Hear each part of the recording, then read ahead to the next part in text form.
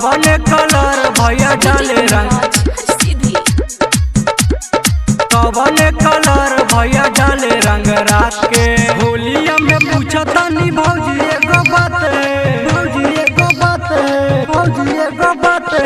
होलिया में पूछा तानी भौजी एगो बात, बुरा जानी मनिया करतानी मजा के। कवन कलर भैया डाले रंग रात के, कवन कलर भैया डाले रंग रात के। अरे होते भोरे होली में नहाए जालू छत पे, देखी टिटकारी मारे दे बड़ा हो हंस के। कवन कलर भैया डाले भौजी रात में, कवन कलर भैया डाले भौजी रात में।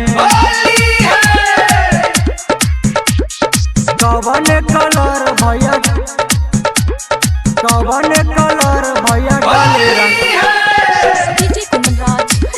कवन कलर भैया डाले रंग रात के।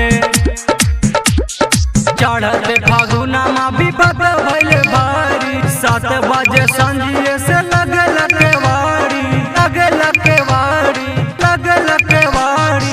चढ़ते फागुना मा विपत भइले भारी, 7 बजे संझिए से लगल केवाड़ी, लगल केवाड़ी। भर होली रहतनी परियास में, गाहियले अइबू भौजी हमारा हो हाथ में। कवन कलर भैया डाले भौजी रात में, कवन कलर